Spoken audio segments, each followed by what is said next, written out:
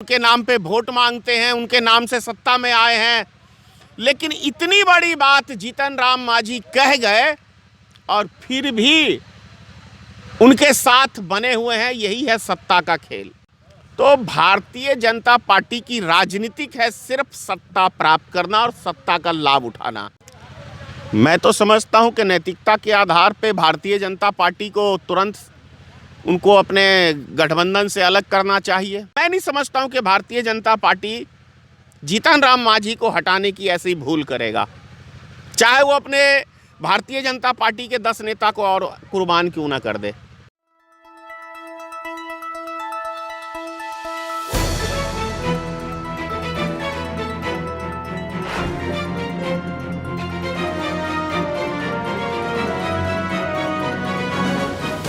बिहार के पूर्व मुख्यमंत्री जीतन राम मांझी जो बयान दिए हैं ब्राह्मणों पर और राम भगवान के नाम पर जो बयान दिए हैं, उसके बाद बिहार में राजनीतिक भूचाल आ गया है।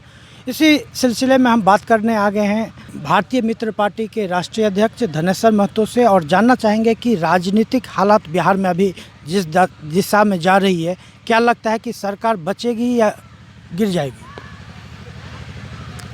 सरकार बचेगी, गिरेगी नहीं, क्योंकि सत्ता का लोभ एक ऐसा चीज है ना कि वो सारी मर्यादाएं पार कर देता है।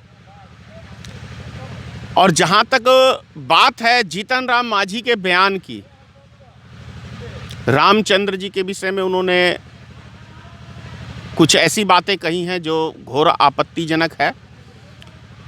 और यदि मैं कहूं कि इतना ही देवी देवताओं से नफरत है,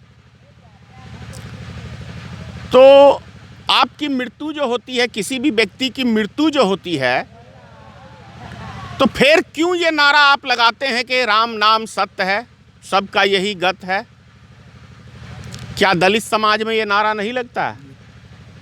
सभी समाज में लगता है, हिंदू जो भी वर्ग है। तो एक माहौल सा छिड़ गया है अपने देश के अंदर, जिसे देखो, जिस राजनीतिक दल को देखो, वो राम के ऊपर राजनीतिक रोटी सेकने में लगा हुआ है। और सबसे बड़ी बात क्या है कि भारतीय जनता पार्टी की आप राजनीतिक तो अच्छी तरह से आप समझ गए होंगे कि एक तरफ वो विरोध, ये रामचंद्र जी का मतलब वो समर्थन करते हैं, उनका गुणगान गाते हैं, उनके नाम पे वोट मांगते हैं, उनके नाम से सत्ता में आए हैं। लेकिन इतनी बड़ी बात जीतन राम मांझी कह गए और फिर भी उनके साथ बने हुए हैं। यही है सत्ता का खेल। मुसलमान का ये विरोध करते हैं भारतीय जनता पार्टी के लोग। आप देखिए, जम्मू कश्मीर में मुफ्ती मोहम्मद के साथ गठबंधन की सरकार बनाया, जो कि एक आतंकी पार्टी है, मैं उसको बोलता हूं, क्योंकि उसी के शासनकाल में पाकिस्तान का झंडा लहराया गया जम्मू कश्मीर के अंदर। और वहां पे उसने कहा कि आप झंडे को मत देखो, फिर भी भारतीय जनता पार्टी वहां उसको समर्थन दे रही। उसके बाद भी तो भारतीय जनता पार्टी की राजनीतिक है सिर्फ सत्ता प्राप्त करना और सत्ता का लाभ उठाना। दूसरा इनका कोई मकसद नहीं है।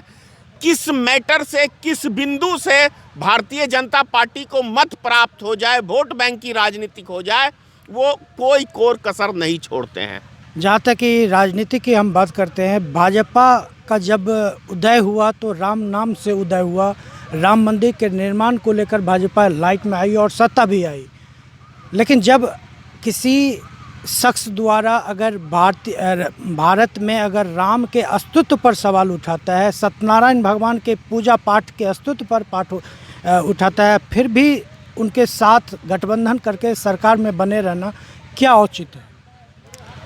मैं तो समझता हूं कि नैतिकता के आधार पे भारतीय जनता पार्टी को तुरंत उनको अपने गठबंधन से अलग करना चाहिए, चाहे उनकी सरकार गिरे या रहे, इससे बहस नहीं है। यदि आप सिद्धांत की बात करते हैं तो, और यदि सिर्फ सत्ता के लिए आप काम करते हैं तो जैसे बने हुए हैं वैसे बने हुए रहेंगे। और मैं नहीं समझता हूं कि भारतीय जनता पार्टी जीतन राम मांझी को हटाने की ऐसी भूल करेगा, चाहे वो अपने भारतीय जनता पार्टी के 10 नेता को और कुर्बान क्यों ना कर दे। उससे बहस नहीं है। तो आप देख रहे थे कि पूरे देश में जो बयान पर प्रतिक्रिया आ रही है, उसी के तहत धनेश्वर महतो भारतीय मित्र पार्टी के जो राष्ट्रीय अध्यक्ष हैं, उन्होंने कहा कि ये सब सत्ता की लोलुपता है और सत्ता के लोलुपता के चलते ही भारतीय जनता पार्टी अभी तक उनके साथ बने हुए हैं और सरकार बचा के रखेगी।